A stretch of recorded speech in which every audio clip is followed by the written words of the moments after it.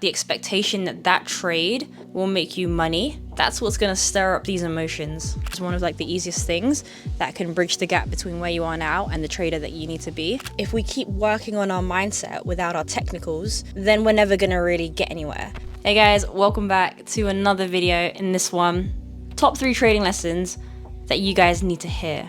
We're going to get straight into it. Number 1, this is a heavy hitter, and this is all about managing your expectations. When I've been doing weekly live club calls or midweek calls or even one-to-one member calls, one of the number 1 things that always come up is things to do with fear or hesitation or taking a trade, losing in it, coming like straight back into another trade. So kind of like revenge trading, FOMO, basically everything to do with our mind. When you really think about this phenomenon that kind of happens internally, this internal conflict came from a byproduct because you believe that you have to know exactly what's going to happen in the market.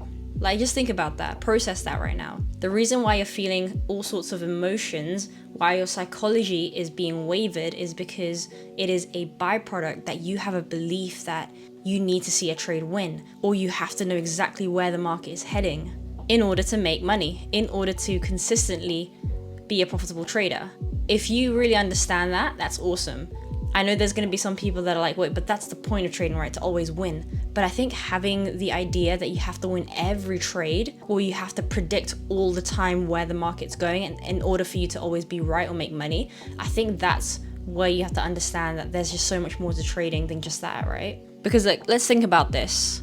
The market's going to move every second. It's so unrealistic to expect that we have to know exactly where the market's going to head to. To add to that, the expectation that that trade will make you money, that's what's going to stir up these emotions. So hear me out here.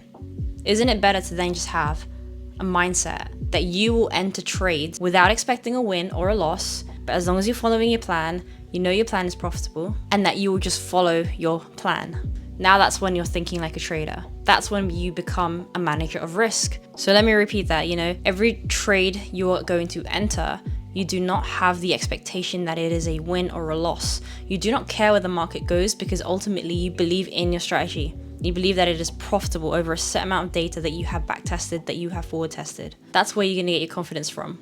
Unconscious competence, right? Where you just take your trade, it's from your plan. The moment you start putting on a pedestal, expecting that this has to always be a win 100% of the time, that's unrealistic, my friend. That's what's gonna stir you up with emotions. I used to be just like that, where I wanted everything to go my way. I had a perfectionist mindset. I wanted to be right about the market, but the market humbles you.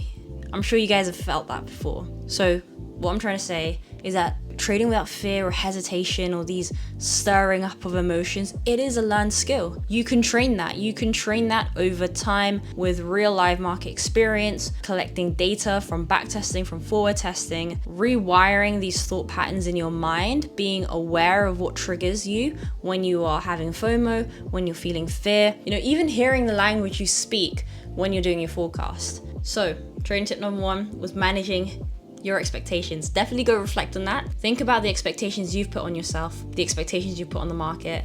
What do you think a profitable trader even means? Answer this question, like, what is your relationship with losses?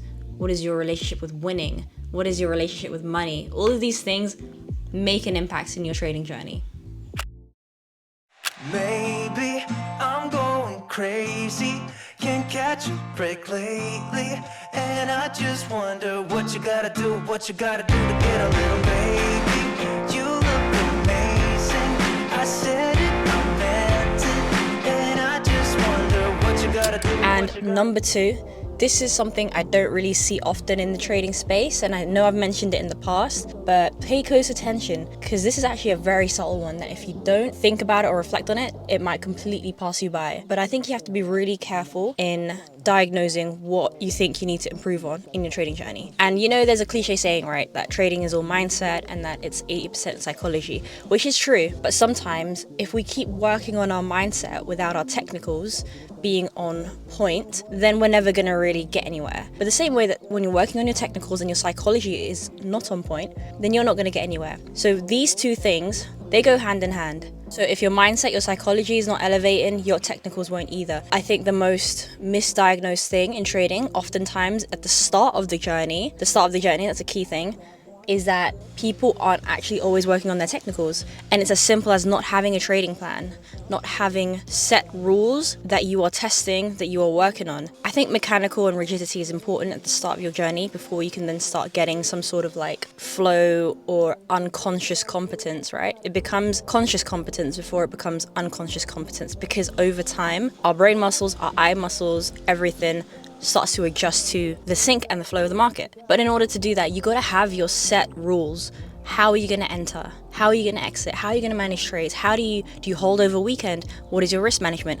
So a lot of beginner traders don't even have that. They and ah when things happen. Then they end up feeling FOMO or hesitation because they're not sure. They don't have clarity. So just be careful on if you continuously work on your mindset, but then you don't even have a trading plan, you're going to kind of go in circles. The same way that if you are working so much on your technicals and I don't know, if you're still watching ICT over and over again or some sort of like content, but then you're not working on your mindset, you're not working on abundance, you're not working on your relationship with money, wins, losses, everything, right? Your self-image, your self-esteem, your self-confidence. You could be having a winning trade plan, but you still struggle to execute. So remember, those two work hand in hand, and it's almost like elevate one thing, elevate the other, right? Elevate the other, elevate one thing. You got to be working on that both consciously, intentionally.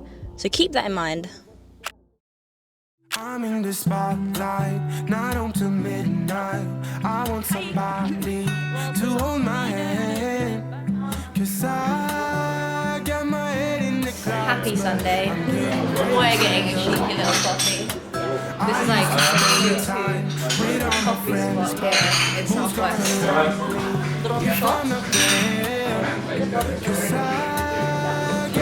And typical.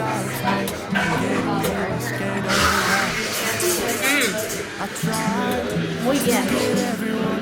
Thank you, guapa. Alright guys, we are finishing off this video outside just because the washer was going on a mad one. But for the final point, I'm going to keep this short and sweet. I think this video might have been too long already. God, my hair is going crazy. The third one, you can't improve what you don't measure. And here I'm talking about ASR. I'm talking about ASR of the market today, this week, this month, this quarter. It's about reflecting on what you've taken from backtesting, reviewing your live trades, your demo trades, any trades, having that curiosity. You know, if you're not measuring, if you're not tracking it, and if you're not reflecting and reviewing, how do you know you're going to improve? And look, let's take it a step back. Even optimizing your method or your system or your process for actually collecting data, reviewing, journaling, things like that, you need to go back and optimize that and audit that to make sure that you're making it easy for yourself to, you know, track data, to go reflect. That's kind of the last thing that I wanted to end on. I truly believe personally that doing your ASR is one of like the easiest things that can bridge the gap between where you are now and the trader that you need to be. And I say the trader you need to be because, again, I believe in you need to become a certain person, a certain trader. You need to embody things before you do something to then ultimately have something, right? So be, do, and have, something I've been talking about for years. So we'll leave it at that. Thank you so much for watching. My hair is really annoying. The wind is winding. And I hope you enjoyed it. If you did, if you learned something, please give it a thumbs up. And I'll see you guys in the next one. Take care. Oh gosh, this wind. Take care. God bless.